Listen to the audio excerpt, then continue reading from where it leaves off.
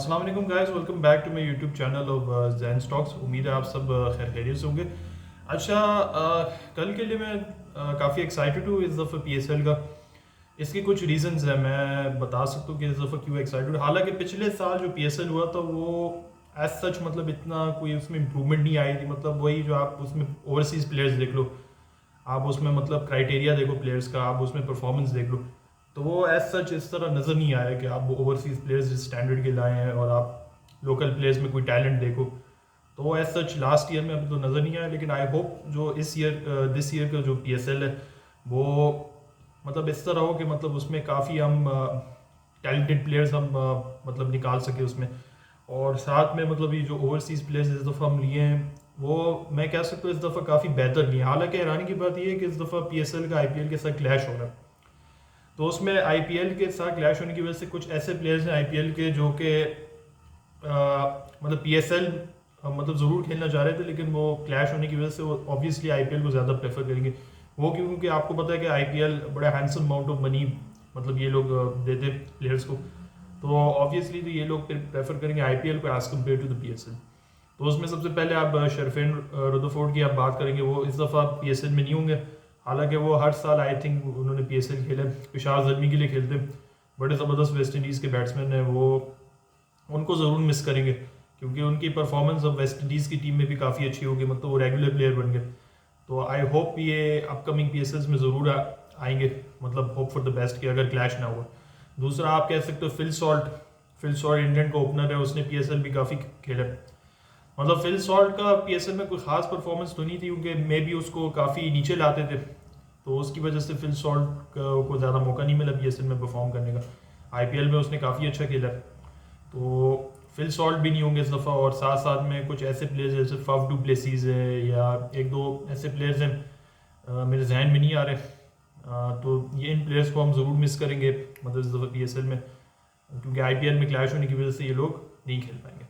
अच्छा, दूसरी हम बात करेंगे पीएसएल में ओवरसीज़ प्लेयर्स की। सबसे पहले मैं बात करूंगा कुछ ओवरसीज़ प्लेयर्स की जिनके लिए मैं काफ़ी एक्साइटेड हूँ, मतलब वो काफ़ी मैं खुश हूँ कि उनको इस दफ़ा मतलब पीएसएल का हिस्सा है। सबसे पहले मैं बात करता हूँ डेविड वार्नर की। उसके लिए मैं सबसे ज़्यादा एक्साइटेड हूँ क्योंकि डेविड वार्नर तो आपको पता है वो ऑस्ट्रेलियन लेजेंड है, one of my favourite batsman ever, ज़बरदस्त ओपनर, मतलब काफ़ी जार जाना तरीके से बैटिंग करते हैं। और उसके अलावा डेविड वार्नर मुझे लगता है ना, मेरे हिसाब से वो अभी भी 2-3 साल के लिए ऑस्ट्रेलिया के लिए खेल सकते हैं मेरे मेरे नज़र से। मतलब वो ऐसे प्लेयर है कि वो अभी तक उन्होंने बस कहा होगा कि उसका अपना टाइम निकल चुके, वो मतलब मे बी न्यू प्लेयर्स को चांस देना चाह रहे थे, तो दैट्स वाई डेविड वार्नर ने रिटायरमेंट ले ली। तो डेविड वार्नर मेरी नज़र में अभी तक फिट है, मतलब वो अभी भी खेल सकते हैं। अब जाहिर बात उसने रिटायरमेंट ले ली तो अब वापस नहीं आ सकते, तो उसने बीबीएल में बिग बैश में भी बड़ा ज़बरदस्त खेला, मैंने उसके क्लिप्स वगैरह देखे थे, बड़ा ज़बरदस्त खेला। तो सबसे पहले तो मैं डेविड वार्नर के लिए बड़ा एक्साइटेड हूँ, one of the best batsman ever for Australia. मतलब इस दफ़ा पीएसएल का हिस्सा होंगे, मतलब आईपीएल में बड़े रेगुलर रहे, इस दफ़ा वो सोल्ड नहीं हुए। मे बी आईपीएल भी कोई नए प्लेयर्स को चांस देना चाहते हैं, डेट्स वाई कि डेविड वार्नर को इस दफ़ा इन्होंने साइड में रख दिया। अच्छा, दूसरा मैं बात करूँगा एक प्लेयर की, date is the Matthew short, जो कि ऑस्ट्रेलिया का मैं कह सकता हूँ अगर उसको मुसलसल चांसेस देना वो एक लेजेंड बन सकते हैं अगर वो अपने आप को सही तरह पॉलिश करे तो। मैथ्यू शॉर्ट की मैं इसलिए बात करूं कि वो अभी तक ऑस्ट्रेलिया के लिए रेगुलर खेल रहे हैं, स्पेशली ये जो ओडीआई और टी20 की साइड है। बड़े टैलेंटेड बैट्समैन है, काफ़ी लंबे बैट्समैन है, बड़े अच्छे शॉट्स, मतलब स्पेशली उसका जो पुल शॉट है ना वो मुझे बड़ा पसंद आया। तो मैथ्यू शॉर्ट सेकंड ऐसा प्लेयर में जिसके लिए मैं काफ़ी एक्साइटेड हूँ पीएसएल में कि वो ज़रूर एक अच्छी परफॉर्मेंस दे सकते हैं। मतलब ऑस्ट्रेलिया के लिए वो फ्यूचर भी है और काफ़ी रेगुलर खेल रहे हैं। इंशाल्लाह I hope so he will become one of the best batsman ever for Australia if he continue to play like David Warner और स्टीव स्मिथ, मतलब उनके फुटस्टेप्स को अगर फॉलो करेगा तो तभी वो one of the best batsman आप कह सकते हो बन सकता है। ठीक है, ये हो गया दूसरा प्लेयर। तीसरे प्लेयर की अगर मैं बात करूँ ना, तो मैं बात करता हूँ फिन एलन की। अब फिन एलन की क्यों, फिन एलन बड़ा ही मतलब डिस्ट्रक्टिव बैट्समैन है न्यूजीलैंड का। अब आई डोंट नो कि आईपीएल वालों ने क्यों नहीं लिया, क्योंकि फिन एलन मेरी नज़र से बड़ा ज़बरदस्त बैट्समैन है। अब फिन एलन का बड़ा अच्छा मतलब इन्होंने मौका मिला कि फिन एलन को इन्होंने ले लिया। अब ये फिन एलन क्वेटा के लिए खेलेंगे, जबकि मैथ्यू शॉर्ट इस्लामाबाद के लिए और ये डेविड वार्नर कराची किंग्स के लिए। अच्छा, अब ये जो फिन एलन है ना, इसकी मैं इसलिए काफ़ी एक्साइटेड हूँ कि फिन एलन बड़ा ज़बरदस्त टॉप बैट्समैन है न्यूजीलैंड के लिए। अब रिसेंटली सीरीज में भी थोड़ा बहुत अच्छा खेला है, मतलब वो पिछले साल से तो बहुत ही मतलब इस दफ़ा कम परफॉर्मेंस दी, मतलब लो लेवल। लेकिन पिछले साल तो उसने पाकिस्तान को तो सही दुआ था, धुआंधार बैटिंग की थी पाकिस्तान की, खूब कुटाई की थी फिन एलन ने। तो फिन एलन के लिए तो मैं काफ़ी एक्साइटेड हूँ, काफ़ी एक्सप्लोसिव बैट्समैन है बहुत ही, मतलब वो न्यूजीलैंड के आई होप सो ओडीआई साइड में भी आ सकते हैं, जबकि उसको ओडीआई साइड में उसको साइड में रखा, क्योंकि उसमें कंसिस्टेंट परफॉर्मेंस नहीं दे रहे थे। लेकिन T20 में तो रेगुलर है हालांकि। तो फिन एलन के लिए मैं एक्साइटेड हूँ। ये तीनों तो मैंने बैट्समैन बता दी जो मैं बता रहा हूँ कि जिसके लिए मैं आई एम एक्साइटेड। अच्छा, चौथा जो प्लेयर है ना जिसके लिए मैं एक्साइटेड हूँ, आई होप आप लोग मतलब बहुत से लोगों को पता नहीं होगा, अगर आप मतलब कीन फॉलोवर क्रिकेट के, आप लोगों को ज़रूर पता होगा, मैं नाहिद राना के लिए बहुत एक्साइटेड हूँ। ये पेशावर ज़ल्मी के लिए खेलेंगे, ये बांग्लादेश का एक अपकमिंग फ्यूचर है। ये लैड काफ़ी ज़बरदस्त, मतलब बहुत तेज़ बॉलिंग करता है। ये नाहिद राना को मैंने देखा ना, मैंने देखा इस बच्चे के अंदर काफ़ी टैलेंट है। मतलब ये काफ़ी मतलब इतनी अच्छी पेस से बॉलिंग, मतलब बांग्लादेश में मैंने बड़े अरसे बाद ऐसा कोई बॉलर नज़र आया, मतलब इससे पहले मुझे नहीं लगता कोई इतने तेज़ बॉलर नज़र आए जो मतलब 150 तक मतलब बॉल करते, मतलब 140 प्लस। तस्किन अहमद थोड़ा कर लेते, लेकिन नाहिद राना को मैंने देखा ना, वो मुसलसल मतलब पेस पेस मतलब उसकी इतनी तेज़ है कि वो मुसलसल हो उस पर पेस पर बॉलिंग करे। और साथ में वो बाउंसर भी उसका अच्छा है। लाइन लेंथ में थोड़ी इसको इंप्रूवमेंट चाहिए, जिसकी वजह से मतलब कह सकते हो कि अगर वो ठीक हो जाए ना, तो वो I hope he will become one of the best bowler for Bangladesh if he needs to improve. तो नाहिद राना के लिए मैं बहुत एक्साइटेड हूँ। नाहिद राना में भी शायद बीच में आए, क्योंकि वो जिम्बाब्वे की सीरीज़ में वो सेलेक्ट हुए, तो मे भी वो शुरू के मैचेस मिस करेंगे। लेकिन नाहिद राना के लिए मैं इतना एक्साइटेड हूँ कि वो, स्पेशली मैं उसकी बॉलिंग देखूंगा ना, तो मैं देखूंगा कि I hope he will perform well for the Peshawar Zalmi and also to see his talent very good. ठीक है, तो नाहिद राना के लिए मैं एक्साइटेड। अब पांचवा जो प्लेयर है जिसके लिए मैं एक्साइटेड हूँ, अब गेस करो वो कौन है। वो मैं कह सकता हूँ बांग्लादेश के एक और बॉलर है, वो है रिशाद हुसैन। रिशाद हुसैन ये एक स्पिनर है बांग्लादेश के, ये काफ़ी टैलेंटेड स्पिनर है। मैंने इनके बॉलिंग देखी है, काफ़ी अच्छे लाइन लेंथ तरीके से बॉलिंग करते हैं। लेग स्पिनर है और बहुत अच्छे तरीके से उसको बॉल करते हैं, मतलब कैसे ग्रिप, कैसे रॉन्गन देते हैं, कैसे उसका लाइन लेंथ है। तो रिशाद हुसैन भी बड़ा टैलेंटेड स्पिनर है, वो लाहौर कलंदर के लिए खेलेंगे। तो पांचवा ये ऐसा बॉलर है ना जिसके लिए मैं एक्साइटेड हूँ, डेट इज़ रिशाद हुसैन। तो ये मेरी नज़र में 5 ऐसे प्लेयर्स हैं जिसके लिए मैं काफ़ी एक्साइटेड हूँ कि ये लोग, इनको मैं परफॉर्म करके देखना चाहता हूँ। तो अब इसके अलावा हम मैं पाकिस्तानी प्लेयर्स की बात करूँ, तो पाकिस्तानी प्लेयर्स में सबसे पहले मैं बात करता हूँ जिनका मैं चाहता हूँ कि ये एक फ्यूचर निकले पाकिस्तान का। मैं I am not talking about the current players, मतलब जो काफ़ी सालों से खेले।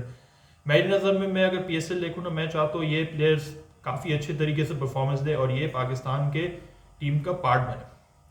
सबसे पहले मैं बात करता हूँ, that is the Arafat Minhas, sorry, Arafat Minhas. ये पहला प्लेयर मैं बता रहा हूँ जिसके लिए मैं चाहता हूँ कि ये परफॉर्म ज़रूर करे PSL में और ये आगे पाकिस्तान का ज़रूर हिस्सा बने। ये काफ़ी टैलेंटेड प्लेयर है, ये मैं चाहता हूँ कि अगर ये पाकिस्तान का हिस्सा बने, उसको सही तरह पॉलिश करे, तो ये यकीन करो ये इतना पाकिस्तान के लिए, टीम के लिए फ़ायदा होगा ना। ये काफ़ी गॉड गिफ्टेड प्लेयर मुझे मेरी नज़र में उसको नज़र आया कि ये मतलब एक ऑलराउंडर है, लेफ्ट हैंडेड बैट्समैन और साथ में ये लेफ्ट आर्म स्पिनर भी है। तो बात करते हैं अरफात मिनहास की। ये ऐसा प्लेयर है ना जो आपको रेडली मिलता है और ये इसकी काफ़ी अच्छी परफॉर्मेंस है। ये बैटिंग में बड़ी ज़बरदस्त करता है, इसका मैंने इमर्जिंग एशिया कप में भी देखा, कुछ डोमेस्टिक में भी इसकी मतलब परफॉर्मेंस देखी, काफ़ी उसकी बेहतरी। बॉलिंग भी बड़ी अच्छी करता है, इसने PSL के कुछ मैचेस खेले थे, तो काफ़ी उसको मौका तो नहीं मिला, लेकिन उसमें काफ़ी उसने दिखाया कि वो कैसे बॉलिंग कर सकते हैं। तो अरफात मिनहास के लिए मैं बहुत एक्साइटेड हूँ कि ये आई होप सो कि ये परफॉर्म करे और ये पाकिस्तान का ज़रूर हिस्सा बने, उसको चांस मिले।